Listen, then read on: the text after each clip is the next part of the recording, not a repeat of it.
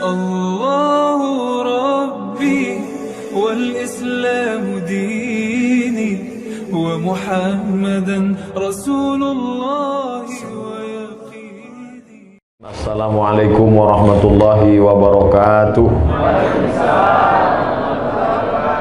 Alhamdulillahilladzi bi ni'matihi tatimmu shalihat, wassalatu wassalamu ala sayyidis sadat wa ala alihi wa ashabihi ahlil fadaili wal karamat. Subhanaka la ilma lana illa ma 'allamtana innaka antal alimul hakim. Rabbi shrah li sadri wa yassir li amri wahlul 'uqdatam min lisani yafqahu qawli. Man lam yashkurin nas, siapa yang tidak berterima kasih kepada manusia, lam yashkurillah, maka dia tidak dianggap bersyukur kepada Allah. Saya mengucapkan banyak terima kasih kepada sahibul bait, tidak dapat saya sebut satu persatu, insyaallah semuanya dibalas Allah kebaikan dan berkah hidup. Hadir pula bersama kita guru-guru kita yang tidak memberikan materi kepada kita, tapi mengajarkan kepada kita mana yang hak, mana yang batil, mana yang betul, mana yang salah. Mudah-mudahan guru-guru, ustaz-ustaz kita dipanjangkan Allah umurnya, murah rezekinya, dan yang paling penting istiqomah dalam iman dan Islam. Nabi SAW menerima wahyu umur 40 tahun. Dia bertahanus, bersunyi-sunyi di Gua Hira 3 kali. Umur 38, umur 39, umur 40. Umur 38 tak ada kejadian apa-apa. Umur 39 sunyi sepi saja. Umur 40 ada makhluk besar memeluk dia. Kata makhluk itu, Iqra, bacalah. Dia jawab, ma'ana biqari, aku tidak bisa baca. Dia ulang 1 kali lagi, Iqra. Jawaban Nabi sama. Yang ketiga kali baru dia bacakan, Iqra bismi rabbikal ladzi khalaq, khalaqal insana min 'alaqin, Iqra wa rabbukal akramul ladzi 'allama bil qalami 'allamal insana ma lam ya'lam. Setelah itu Nabi turun ke bawah, berselimut kedinginan. Turunlah ayat, ya ayyuhal muddatsir, wahai orang yang berselimut, qum, bangun, bangkit, fa'anzir, beri peringatan. Turun lagi ayat, wa anzir ansyiratakal akrabin, beri peringatan kepada kerabat-kerabat dekat saudara maramu. Dipanggillah pamannya, dipanggillah semuanya. Nabi naik ke atas bukit. Lalu kata Nabi, seandainya ku katakan di balik bukit ini ada pasukan musuh yang akan menyerang kota Makkah, percayakah kamu? Kata mereka, kami percaya. Karena dari kecil kau sudah kami panggil Al-Amin, orang jujur dan amanah. Seandainya ku katakan aku sudah dapat wahyu dan aku adalah Rasul yang diutus oleh Allah, apakah kamu percaya? Disitulah kemudian Abu Lahab berkata, Tabban laka ya Muhammad, celakalah kau Muhammad, alihadza jama'tana, apakah hanya untuk ini kau kumpulkan kami? Turunlah ayat, tabbat siyada abi lahabi wa tabb ma aghna anhu maluhu wa ma kasab sayasla naran dzata lahab wa imra'atuhu hammalatal hatab fi jidha hablum mim masad. Apa pelajaran dari sini? Seandainya cukup hablum minallah, Nabi tidak turun dari Jabal Nur. Cukup tahajud baca Quran, zikir, tahajud baca Quran sampai malaikat maut datang. Selesai masalah. Tapi Nabi turun ke bawah, berhadapan dengan Abu Lahab, Abu Thalib, Abu Sufyan, Abu Bakar, dan akhirnya selamat selama 13 tahun di Makkah, 10 tahun di kota Al-Madinah Al-Munawwarah. Inilah tema kita siang hari ini, hablum minallah, hablum minannas. Saya secara hablum minallah mungkin dianggap baik, karena tadi sudah sholat subuh, sudah sholat zuhur, bahkan saya sudah sholat asar, jamak takdim.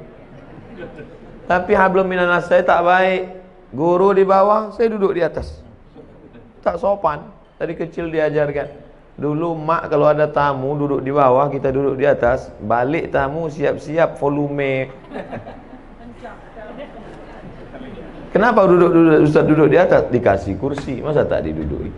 Orang capek-capek nyari kursi, sampai 3.000 suara baru dapat 1 kursi. Kita ada kursi tak dikasih, tak mau diduduki. Oleh sebab itu maka ada orang yang nampaknya secara hablum minallah baik, tahajudnya kencang, baca Quran habis maghrib ke isya khatam sekali, 1 bulan khatam 30 juz. Tapi kalau bercakap dia, kalau bicara dia tajam sembilu, tajam lagi lidahnya. Dengan silet Pak Ustaz, tajam lagi lidahnya. Jadi bagaimana lidahnya itu Pak Ustaz? Macam kukuran kelapa. Tahu Ibu kukuran kelapa kan? Kukuran kelapa itu tidak berhenti dia. Habis pun isi kelapa itu, batoknya pun dia bantai juga. Ada orang-orang ini kalau dia bicara, putus tangkai jantung kita. Nah ini, jadi hablum minan nas ini amat sangat baik. Bahkan ada orang yang hablum minallahnya bagus, ya'ti yaumal qiyamati bi sholatin, sholatnya banyak, sholat tahajud, sholat witir, sholat duha, sholat qabliyah, sholat ba'diyah, sholat awabin, sholat isyraq, sholat sunat, puasa sunat, zikir, baca Quran, tak putus. Tapi ternyata pada hari kiamat amalnya itu hilang. Gara-gara apa? Hablum minan nas tak baik. Qad satama hadza, mencaci maki si fulan. Wa akala mala hadza, memakan harta si fulan. Wa safaka dama hadza, menumpahkan darah si fulan. Oleh sebab itu tema judul hari ini terus terang berat. Kenapa? Hablum minallah, hablum minan nas.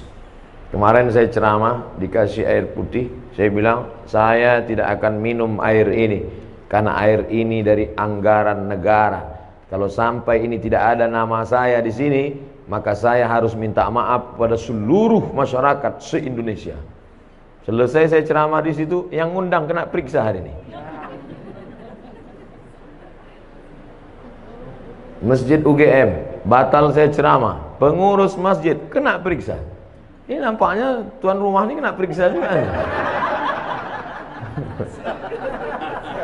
Pokoknya ngundang saya ini besar resikonya, luar biasa. Dulu asal diundang, iya saya datang. Sekarang masjid-masjid mesti ada 3. Ada rekomendasi dari Kementerian Agama, ada rekomendasi dari Majelis Ulama Indonesia, ada rekomendasi dari yang punya tanah lapang kalau nyewa tanah, dan rekomendasi dari pemilik masjid wakaf siapa. 3 baru pelah Polres mengeluarkan izin. Polres dan Polda. Nah, ini sudah ngurus izin belum ini? Saya terus terang nggak tanggung jawab kalau terjadi sesuatu nanti. Alhamdulillah PRT datang. Siap-siap PRT diperiksa Pak RW. Insya Allah kalau hablum minallah kita kuat, kita tak takut menjalani hidup. Tak takut. Selama ini orang bela kita, masa kita takut? Cuman kas pulang kita nanti kan sendiri. Itulah gunanya hablum minallah itu mesti kuat. Kalau sudah kita angkat kedua tangan menghadap Allah, yang lain itu semua kecil. Allahu Akbar. Pejabat-pejabat kalau dia tidak mampu mengatakan Allah lebih besar dari jabatannya, stres. Ditekan atasan, di jalan kena tilang, macet, sampai di rumah ditekan orang rumah pula. Apa tak gila lama-lama? Makanan kolesterol, minuman diabetes, yang ditonton, dibuka internet orang membuli, mengejek, foto kita bagus pun diejek orang, jelek diinjak orang. Makanya hablum minallahnya mesti baik. Segala puja-puji bukan punya kita. Allahu Akbar.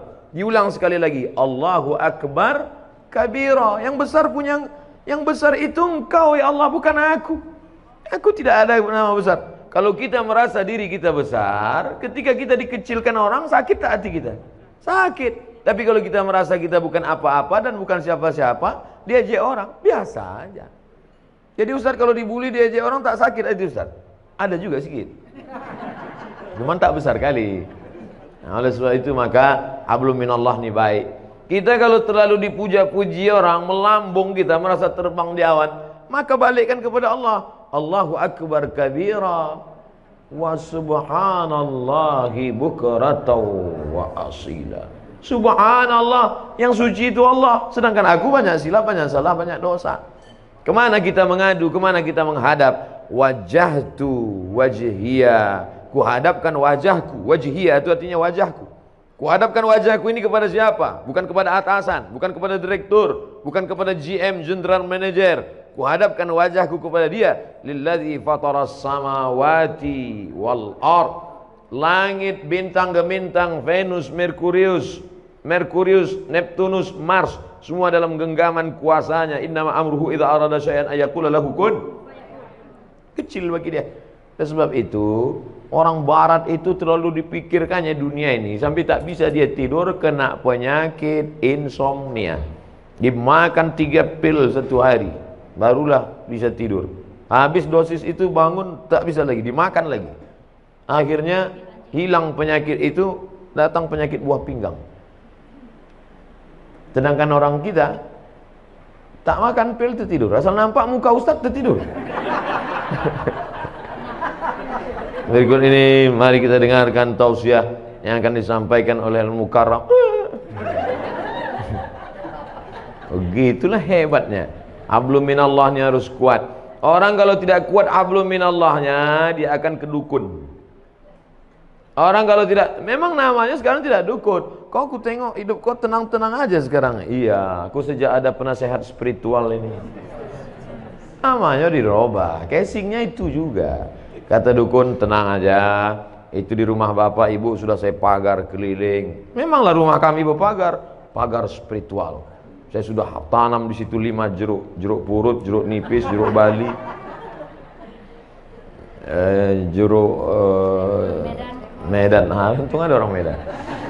Artinya apa? Kita berserah kepada Allah. Langkahkan kaki dari rumah, serahkan pada Allah. Bismillahirrahmanirrahim. La haula wala quwata illa billah. Setiap perubahan waktu mesti connecting dengan Allah, jangan sampai putus. Subuh, terbit fajar, Allahu Akbar. Bergeser waktu zuhur, Allahu Akbar. Condong matahari asar, Allahu Akbar. Tenggelam matahari nampak merah di barat, Allahu Akbar. Hilang merah sempurna malam, Allahu Akbar. Bangun tengah malam tahajud, Allahu Akbar. Jangan ada stasiun pergeseran waktu yang kosong dari connect dengan Allah. Sedangkan connect dengan internet aja putus, pusing kepala kita. Telepon aja kalau putus-putus nyambung, bisa kita salah paham. Abang di mana? Kata ibu. Mantan katanya. Apa gitu? Pak kan? Apalagi putus kontak kita dengan Allah Subhanahu wa taala. Sedangkan putus pulsa saja pusing kepala kita. Ini sampai putus hubungan dengan Allah. Makanya ada 5 stasiun yang wajib: subuh, zuhur, asar, maghrib, isya, tambah 2 lagi duha dengan tahajud malam. Pagi, siang duha, malam tahajud. Jangan sampai putus kepada Allah. Serahkan semuanya pada Allah. Di awal itu kita serahkan kepada Allah. Hanifan musliman, hati musliman, aku serahkan semuanya kepada Engkau ya Allah. Wa ma ana minal musyrikin. Sebelum salam, at-tahiyatul mubarakatus salawatut thayyibatu lillah. Punya Engkau, bukan punya aku. Assalamualaikum warahmatullahi. Assalamualaikum warahmatullahi. Makanya kalau datang susah hati, risau, gundah gulana, galau, ambil air wudhu, ajab kala kiblat, Allah Akbar. Wasta'inu bis sabri was salah. Minta tolonglah kepada Allah dengan sabar dan sholat. Tak ada cara lain kecuali sholat. Ini orang sekarang kalau galau bukan sholat, buka HP update status, galau. Oh, membaca komen orang makin galau. Iya, kalau semua yang komen itu kawan, kasihan ya, doa ya, mudah-mudahan selamat ya. Ada yang malas ngasih kalimat gini aja, ada yang ngasih semangat. Ada pula kawan, mampuslah kau kata dia. Oleh sebab itu maka mengadu kepada manusia akan kecewa, berhadap kepada harta akan binasa, berharap kepada kawan hari ini kawan, besok jadi lawan, berharap kepada atasan akan sia-sia. Satu-satunya yang tak mengecewakan harapan, berharap kepada Allah Subhanahu wa taala. Ada masa-masanya hidup kita ini memang Allah hirangkan. Berharap kepada ayah, ayah sudah mati 2 bulan dalam kandungan. Berharap kepada emak, 4 tahun umur emak meninggal. Berharap kepada kakek, datuk, mbah meninggal juga. Berharap kepada paman, paman pun meninggal. Berharap kepada istri Khadijah, istri pun meninggal. Berharap kepada anak, semua anaknya meninggal kecuali satu, Fatimah, 6 bulan setelah dia meninggal. Satu pegangan namanya Abu Talib, paman. Tak berani orang mengganggu dia karena pamannya Abu Talib berdarah biru. Abu Talib anak Abdul Muthalib, anak Hashim, anak Abdi Manaf, anak Qusay, keturunan Ismail, anak kandung Ibrahim alaihissalam. Siapa yang mengusik Muhammad, awas, pamannya orang hebat, mati, meninggal. Istri yang selama ini menghangatkan jiwanya, yang menenangkan batinnya, meninggal di tahun yang sama. Akhirnya dia pergi mengadu ke Taif. Diharapkan orang Taif ini menyambut, menenangkan. Orang Taif bukan menyambut dia dengan tola al-badru alaina. Saya disambut di rumah ini, Masya Allah, semua keluar. Toco Medan keluar, durian keluar. Cuman segan saya makannya. Ustadz pula puasa kan. Kita yang selama ini ngajak, marilah puasa, kita pula tak puasa. Ustadz kenapa tak puasa? Musafir. Untung ada dalilnya. Jadi oleh sebab itu tidak ada jalan lain menenangkan hidup ini kecuali hablum minallah. Pergilah kita ke rumah-rumah spiritual. Bapak pembimbing terapi spiritual, ya, saya ini sedang stres nih, banyak masalah. Oke, tarik nafas panjang. Letakkan tangan di atas lutut, naikkan tangan kaki kiri ke paha kanan, tarik nafas. Tahan, tarik, tahan. Keluar dari bawah. Pejamkan mata, dengarkan suara gemericik air terjun, dengarkan suara kicau burung, hirup aromaterapi, bunga-bunga dibakarnya. Gimana perasaan? Tenang, tenang. Gimana tenang? Tenang. Balik, kacau lagi. Tidak ada jalan lain menerangkan ketenangan. Ala bidzikrillah. Ketahuilah dengan banyak berzikir kepada Allah, tatmainnul qulub. Kadang hati ini bukan punya kita Bapak Ibu. Bangun pagi tiba-tiba risau saja, suntuk aja, sempit aja hati. Padahal semuanya ada. Semua ada secara materi. Tidak ada yang bisa mengusir galau, gundah gulana itu kecuali zikir. Zikirnya macam-macam. Mungkin ibu suka zikir subhanallah, mungkin alhamdulillah, mungkin Allahu akbar, mungkin astaghfirullah, mungkin Allahumma sholli ala sayyidina Muhammad, atau la ilaha illallah, terserah. Kalau Ustaz Saman apa yang paling suka? Allahumma sholli ala sayyidina Muhammad wa ala ali sayyidina Muhammad. Allahumma sholli ala sayyidina Muhammad. 40, 40. 20, 20, 40. 1, 2, 3, 4, 5, 6, 7, 8, 9, 10, 11, 12, 13, 14, 15, 16, 17, 18, 19, 20. 20, 20. Bangun pagi. Allahumma sholli ala sayyidina Muhammad. Buat target, aku tidak akan berhenti selawat sebelum 40. Datang tamu. Gimana? Jadi kita arisan nanti. Allahumma sholli ala sayyidina Muhammad. Karena kalau dipotongnya ini berhenti wirid kita, berhenti zikir kita. Inilah Pak Ustadz yang kupusingkan sekarang ini. Kata Habib ini bagus selawat, kata Ustadz ini bagus la ilaha illallah, kata Ustadz ini bagus subhanallah. Jadi mana yang kau amalkan? Satu pun belum. Pilihlah salah satu. Saya tidak memaksakan. Mungkin bapak yang paling bapak suka la ilaha illallah, bagus. La ilaha illallah, la ilaha illallah. Yang berzikir itu mana? Mulut menyebut, hati mengingat, pikiran khusyuk. Saya Pak Ustadz kalau zikir buka mata terbayang saya macam-macam. Pejam mata. Saya kalau pejam tertidur, payah kali lah. Nah, oleh sebab itu maka saya Pak Ustadz kalau zikir pakai tangan ini rasanya tak afdal. Bagus saya zikir pakai kayu tasbih. Bagus. Karena rupanya batang-batang kayu itu pun bertasbih. Pelepah kurma waktu ditusukkan Nabi ke makam, kan ditanya sahabat, kenapa kau tusukkan pelepah kurma ini ya Rasulullah? Kata Nabi, pelepah kurma ini bertasbih, tasbihnya sampai ke bawah. Itu makanya kadang ada orang pakai tasbih pakai kayu, tapi saya tak pakai kayu. Tapi di rumah ada kayu. Ada yang pakai batu, ada besi. Kadang orang ini banyak lebih lama memilih tasbih daripada bertasbih. Balik dari umroh membawa 100 tasbih, semuanya untuk orang. Untuk dia ada satu, itu pun tergantung di mobil. Makanya banyak mobil ini masuk surga sekarang. Ambillah satu, ketiklah tasbih itu 100, subhanallah 100, alhamdulillah 100, Allahu akbar 100, la ilallah 100, la haula wala quwata illa billah 100. Wallazi anzala sakinata, dia yang menurunkan ketenangan fi qulubil mu'minin, ke dalam hati orang yang beriman. Jantung sebelah kiri berdetak, dua jari di bawah berdegup dan berdetak. Disitulah letak zikir itu. Terasa dia berdegup. Kalau ada yang tak terasa berdegup, kasih tahu. Kain kapan dah yang bawa kan? Itu di situ dia.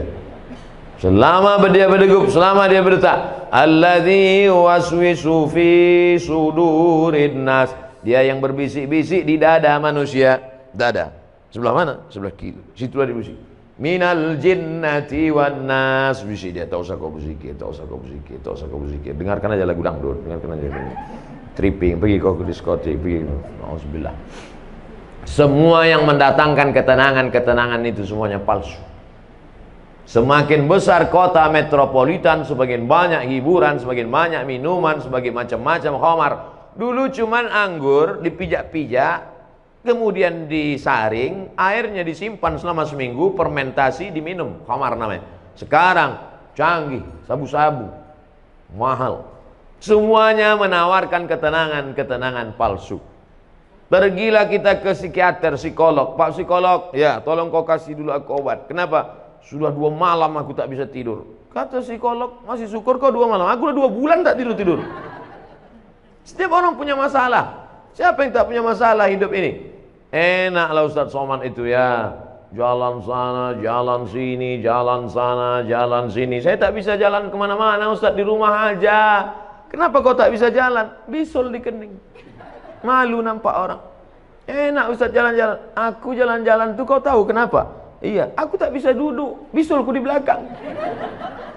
Hampir semua kita punya bisul. Cuman bedanya kita tak tahu bisul orang.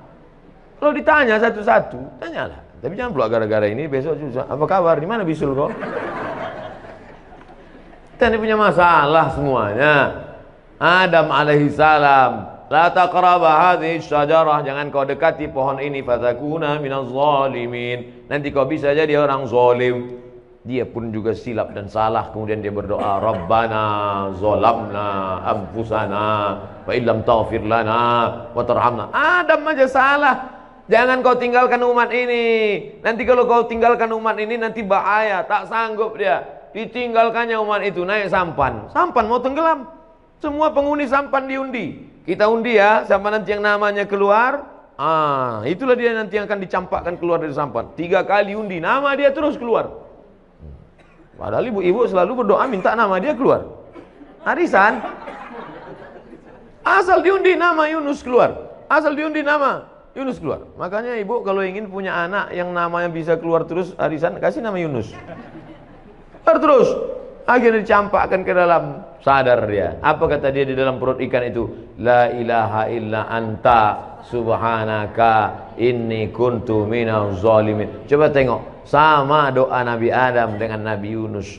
Adam mengatakan Rabbana zalamna, Yunus mengatakan subhanaka inni kuntu minaz zalimin. Makanya kalau kita silap, kita salah, langsung ngaku di hadapan Allah, langsung salat Rabbana zalamna anfusana wa illam taghfir lana wa tarhamna lanakunanna minal khasirin. La ilaha illa anta subhanaka inni kuntu minaz zalimin. Hasbunallah wa ni'mal wakil, ni'mal maula wa ni'man nasir, la haula wala quwata illa billah. Karena kalau dipikirkan di kepala, kalaulah dulu. Satu kali kalau akan disusun oleh 2 kali kalau, 3 kali kalau. Kalaulah dulu tidak investasi sama dia, kalaulah dulu tidak dia yang ngajak, kalaulah dulu tidak, kalau akhirnya kita menyalah-nyalahkan orang. Kepala sebesar ini mau diisi dunia beserta isinya. Apa tak pecah pembuluh darah? Pam. Ya kalau langsung mati. Kalau stroke 6 bulan? Mohon maaf Bapak Ibu yang stroke. Kadang cakap saya ini banyak nyinggung perasaan orang. Saya tak ada, saya pikir-pikirkan itu. Banyak jamaah itu tersinggung kami Pak Ustaz. Tak apa-apa. Beberapa jamaah tersinggung balik mati. Bukan karena itu, ajalnya sudah sampai. Yang pertama kali yang paling penting hablum minallah. Tapi menjalin hablum minallah tidak bisa kita buat-buat. Misalnya ibu bapak pergi ke tengah panas terik, mengangkat tangan, hablum minallah, hablum minallah, tak diterima. Man ahdatsa, siapa yang membuat-buat amal, malaisa alaihi amruna, yang tidak aku kasih tunjuk, kata Nabi, fahuwa raddun, amal itu mardud, tak boleh. Saya Pak Ustaz mau mendekatkan diri pada Allah nih, terus jalan kaki saya ke puncak. Bukan begitu cara mendekatkan diri pada Allah. Dengan cara sholat. Banyak-banyak buat sholat. Sholat duha. Berapa rakaat Pak Ustaz? Unlimited. Sebanyak-banyak duha. Tapi katanya ada riwayat mengatakan 2 rakaat. Ada pula Ummu Hani mengatakan 8 rakaat. Ada riwayat Aisyah mengatakan tak ada batasan. Mana yang betul Pak Ustaz? Kalau waktu pendek 2 rakaat. Banyak waktu kosong 8 rakaat. Lebih daripada itu, terserah. Menenangkan hati. Ayatnya Pak Ustaz, terserah. Rakaat pertama kul wallah, kedua kul wallah lagi. Memang itu yang dihafal.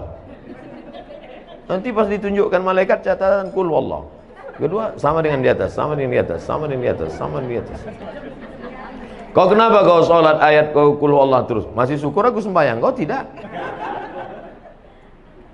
Oleh sebab itu maka sholat pokok pangkal yang pertama. Yang selama ini tak sholat, kalau mau menenangkan hati, menenangkan jiwa, mengusir galau gundah gulana, perbaiki hablum minallah. Adapun yang sanggup puasa sunat, bagus. Apalagi untuk ibu-ibu, bagus banyak puasa sunat. Bapak-bapak, bagus banyak puasa sunat. Saya suruh mahasiswa-mahasiswa itu kalian puasa sunat. Untuk apa Pak Ustaz? Mengirit belanja. Puasa sunat untuk apa Pak Ustaz? Mengurangi tekanan darah tinggi, kolesterol. Semua puncak mari penyakit adalah makanan. Al-ma'idatu baitu kulli da. Lambung sumber segala macam penyakit. Asyaitanu yajri majran dam. Setan mengalir dalam aliran darah. Kalau kamu mau kurangi alirannya, kalau kamu mau persempit lalu lintas setan, kurangi makan. Ustaz Somad ini nyindir kami makan nih, enggak. Saya makan tuh tergantung undangan jamaah. 5 hari itu undangan, 5 kali makan. Sikit-sikit makan, sikit-sikit makan. Tapi tak ada pantangan. Apapun ada habis. Riba sudi, hantam kerong, bantai saja. Yang penting kita berdoa. Yang penting sehat. Jangan katakan kalau kurus sakit, kalau gemuk sakit. Enggak, mau gemuk, mau kurus, yang penting sehat. Ustaz sakit ya, kata dokter. Ustaz sakit? Tidak, saya bilang. Ustaz kalau biar agak nampak sehat sikit, Ustaz harus minum ini, dikasihnya susu kental manis. Susu kental manis. Sekali pagi 1 gelas, siang 1 gelas, sore 1 gelas. Ustaz minum ini sebulan naik. Sebulan saya minum, timbang tetap 50.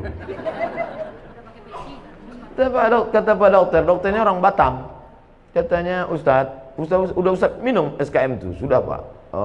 Tak ada bertambah, tidak. Ustaz terima aja lah, udah takdir Allah. Yang penting Ustaz sehat. Dan diperiksa sehat, alhamdulillah.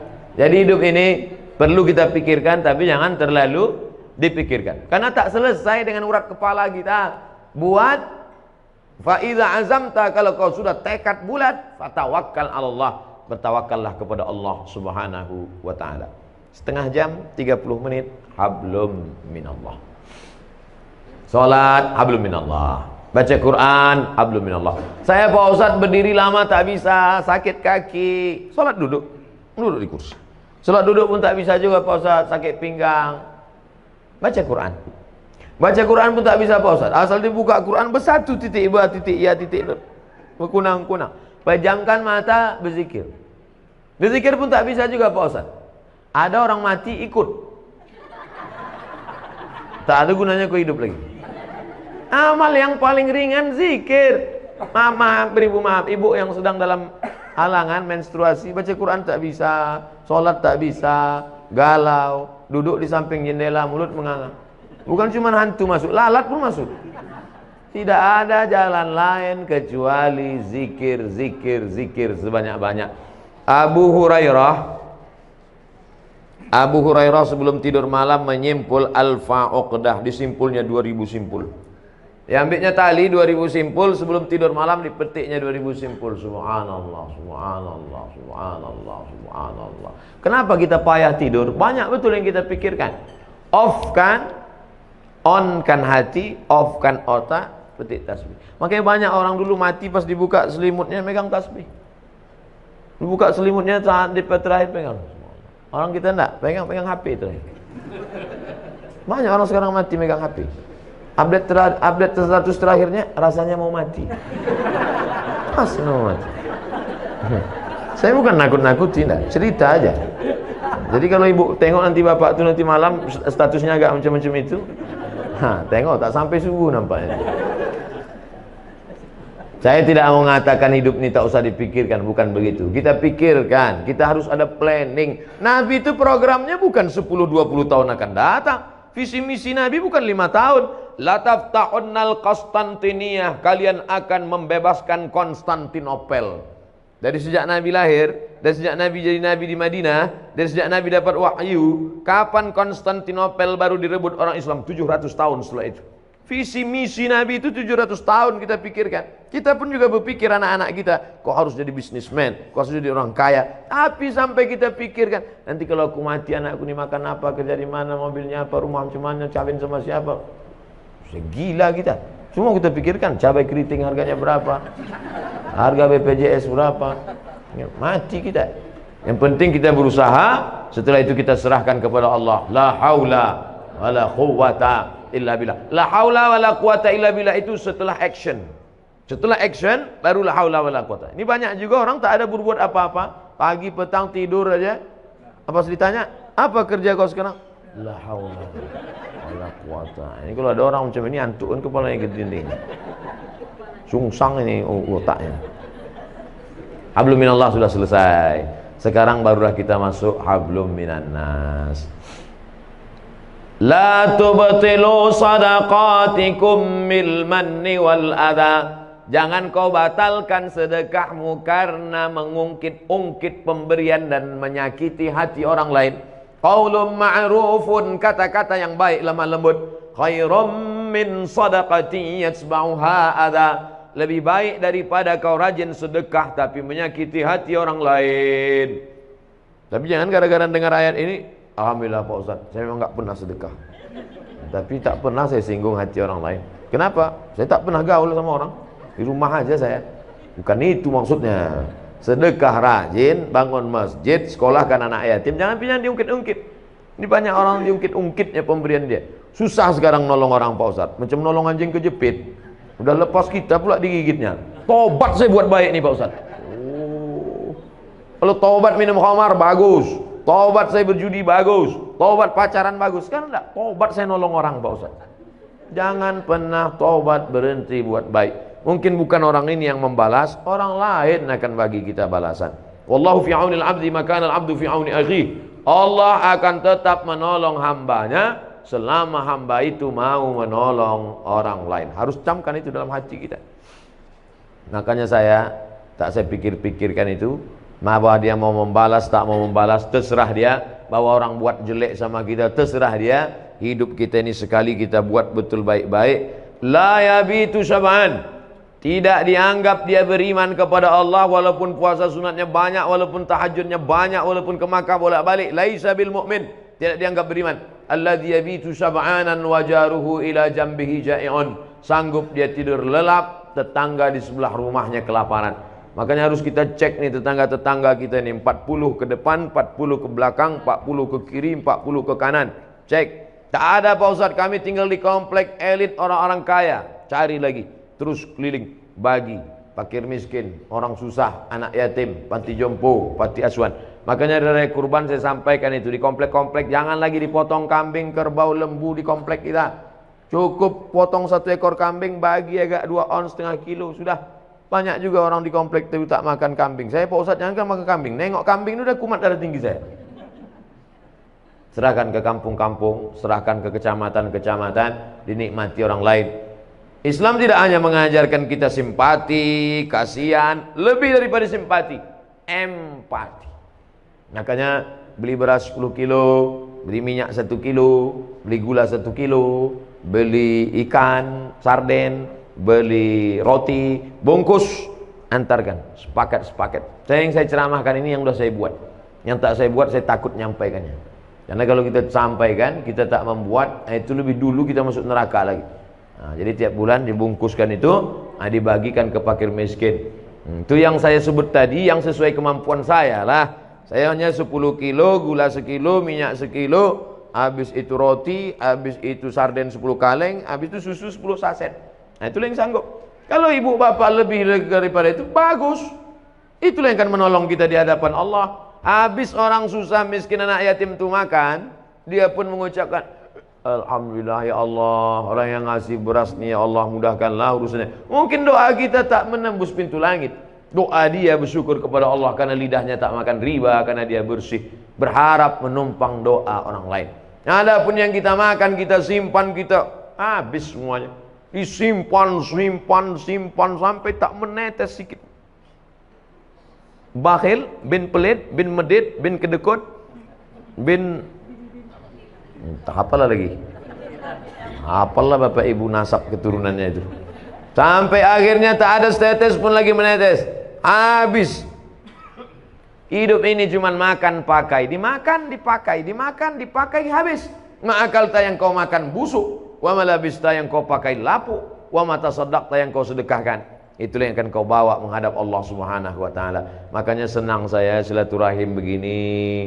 Datang bertamu ke rumah, buat pengajian. Man ahba yusatalahu fi rizqihi, siapa yang mau lapang rezekinya, wa yunsa'alahu fi atharihi, panjang umurnya, falyasil rahimahu, sering-sering menyambung tali silaturahim. Bulan depan buat rumah ibu, bulan depan buat rumah bapak, bulan depan rumah bapak. Tapi yang diingat pulang pengajiannya. Ini banyak juga. Apa yang kau ingat tadi? Di rumah si anu toco, rumah si anu kemarin ini, di rumah si anu. Makanan itu bagus juga. Karena dalam Islam diajarkan absus salam, tebarkan salam, tut'imut ta'am, kasih makan, tusalli wan nasu niyam, salat waktu orang tidur, tadkhulul jannata bisalam, masuk surga dengan selamat. Pertama, kasih salam. Kedua, kasih makan. Ketiga, salat waktu orang tidur. Keempat, masuk surga dengan selamat. Mudah-mudahan kita termasuk golongan itu insyaallah. La yukallifullahu nafsan illa wus'aha. Allah tidak membebani kita lebih dari kemampuan kita. Payah Pak Ustaz ngasih bantuan. Di mana saya mau ngasih bantuan? Datangi Ustaz kita. Ada sekolah Al-Islam. Di sana ada santri lebih 1000 orang. Tanya, berapa guru yang belum digaji? Berapa anak santri yang belum bayar uang sekolah? Berapa yang bukunya sobek koyak? Berapa yang sepatunya belum? Tanya, tengok. Belikan bantuan. Itulah yang akan menolong di hadapan Allah Subhanahu wa taala. Kalau bisa gitu kita lakukan, mati kita. Saya Bapak Ibu sudah banyaklah melewati kota daerah yang 20-30 tahun lalu itu rumah orang-orang kaya. Itu pejabat-pejabat tinggi. Tapi saya tanya sekarang, mana sih Bapak Anu Fulan dulu? Udah meninggal, mana sih Bapak Anu rumah? Udah dijual. Mana mobil dia yang mahal dulu? Sudah dibagi-bagi. Tinggal, habis semuanya. Masuk ke dalam liang lahat, mati dimakan cacing tanah. Yang kekal abadi. Itulah yang dalam catatan malaikat. Inna alaikum lahafizin kiraman katibin ya'lamuna ma taf'alun. Reuni-reuni itu ada juga bagusnya. Saya ketemu sama reuni kawan-kawan SD dulu, kemudian di pesantren dulu ada alumni SMP, SMA. Saya tengok lah, waktu ketemu alumni SD, SMP, saya tengok, kasihan ya. Udah keriput-keriput lah kalian ini. Tua-tua lah kalian ya. Rupanya mereka pun nengok saya gitu juga. Tua kali lah muka kau mat. Begitulah rupanya. Tak sangka kita, karena kita merasakan pagi, petang, siang, malam, pagi, petang, siang, malam, pagi, petang, siang, malam, jalan sana, jalan sini. Kita rasa hidup ini begini juga. Begitu kita jumpa kawan-kawan kita, anak-anak yang sudah besar, udah bercucu. Oh, rupanya udah lama kita hidup ini. Sepatu kalau sudah terlalu lama dipakai, mulailah tipis tapaknya. Mobil lewat 5 tahun, macam-macam, dipencet sign, air yang keluar. Reuni setelah taman SMA 10 tahun, taman SMA 18 20 tahun, 96 tamat, 2016 kumpul 40 tahun. Pertanyaan, berapa nak? Berapa?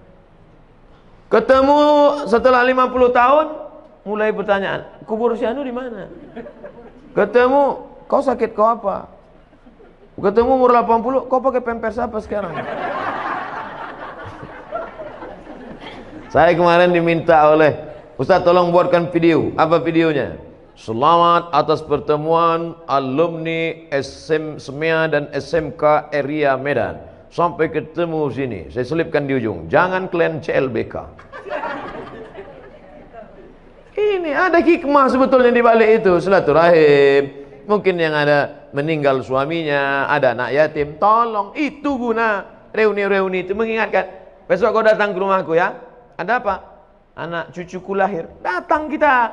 Tujuan menengok cucunya itu lahir bukan tujuan mau makan kambing. Kalau mau makan kita tahu tempat. Kita datang mau melihat tapak kaki cucunya yang 2 jari itu. Itulah kita 30 tahun yang lalu yang tak punya apa-apa, tak tahu apa-apa, dan panjang kita sejengkal. Coba kau tengok cucuku. Lucu ya. Macam kakeknya ya. Nampak betul kita bohong. Mana pula mungkin bayi itu macam kakeknya. Bukan itu yang mau kita lihat. Yang mau kita lihat adalah tapak kakinya 2 jari. Teringat kita pada almarhumah mak kita. Balik dari situ kita belikan kain agak 20 biji, antarkan ke panti jompo. Melihat panti jompo tu nampak kulit ini, kulit macam tisu dah ditarik ke atas. Beginilah kulitku nanti akan datang. Ustaz Somad datang ke rumah sakit ya, tengok orang tua saya. Sampai ke situ apa kata dokter? Ustaz, ini tak bisa lagi kami suntik. Asal dimasukkan dalam suntik, sobek saking tuanya. Lembut kulit ini, sudah. Begitulah rupanya kalau sudah lama dipakai. Oleh sebab itu kita mesti sadar, kita sekarang, sedangkan kita adalah masa lalu dan masa akan datang. Masa lalu kita kanak-kanak, masa akan datang kita akan tua renta. Masa sekarang inilah kalau mau disempat-sempatkan beramal. Banyak orang berpikir, Pak Ustadz saya nantilah sholat ini, nantilah zikir ini, nantilah baca Quran ini kalau udah anak ini agak-agak besar sedikit. Makin besar anak makin sibuk. Nantilah saya beramal nih kalau anak sudah nikah Pak Ustadz. Makin nikah dia bercucu pula. Dulu ngurus anak 2, ngurus cucu 4. Berapa banyak orang yang dulu ingin beramal sampai tua tak pernah sempat beramal. Sempat-sempatkan beramal, sempat-sempatkan bersedekah, sempat-sempatkan baik-baik hablum minan nas. Itulah yang akan menolong di hadapan Allah SWT. InsyaAllah hablum minan nas saya dengan bapak ibu baik hari ini, sahibul bait bil khusus, tamu-tamu, ustaz-ustaz. Kalau mati saya di Riau, tak ragu saya bapak ibu pasti akan mengirimkan doa Allah maghfirlahu warhamhu wa'afihi wa'afu anhu. Tengoklah semangatnya mereka mengaminkan dari sekarang. Bapak Ibu yang dimuliakan Allah SWT, hidup ini singkat, hidup ini pendek, tapi resiko yang akan kita terima nanti di akhirat luar biasa. Ini perjuangan kita. Perjuangan saya mungkin di bidang ceramah, dakwah, khutbah, pondok pesantren, tanah lapang, stadion, masjid, surau, langgar, musola, masuk hutan, keluar hutan. Bulan Februari nanti khusus masuk ke pedalaman. Setahun 2 kali, Februari, September. Tapi perjuangan ibu juga luar biasa. Mendidik anak-anak, mengajarkan mereka akhlakul karimah, mengadakan fit and proper test terhadap teman kawan dan calon-calon menantu. Itu luar biasa. Buat tim fit and proper test. Tim seleksi dari luar provinsi, Abdul Somad LC. Saya nanti akan mengetes calon-calon menantu ibu. Bapak juga perjuangan luar biasa, mencari rezeki yang halal. Dulu kalau ada orang menolak duit haram, pulang dia ke rumah, apa kata bininya? Bagus bang, abang mesti takwa pada Allah. Adinda, tadi di kantor ada orang ngasih uang 1 koper, ku buka dolar semua, tapi ku tolak. Bagus bang, kami di rumah tak mau makan haram. Dulu begitu. Orang sekarang bodoh kali ya bang. Mana nomornya biar ku cari lagi. Oleh sebab itu maka godaan yang luar biasa, masyarakat konsumtif. Dulu orang tontonan cuma 1, telepon masih telepon di rumah. Sekarang orang 1 orang handphone sampai 3, pulsa tak ada. Apa tak semua yang haram dibantainya saja. Oleh sebab itu masyarakat konsumtif luar biasa. Dibeli bulan ini HP tercanggih, bulan depan keluar lebih canggih lagi. Kalau dipeturutkanlah hidup dunia ini, oh. Tapi kadang orang dengar ceramah cerita hidup dunia, kalau nggak mau hidup ikut style dunia, mati aja lah Pak Ustadz kata dia. Bukan begitu maksudnya. Kita bukan meninggalkan dunia, tapi kita jangan larut dengan kehidupan dunia. Makanya doa yang diajarkan pada kita, Rabbana atina fid dunya hasanah wa fil akhirati hasanah wa qina azabannar. Itulah kajian kita siang ini. Hablum minallah, hablum minan nas.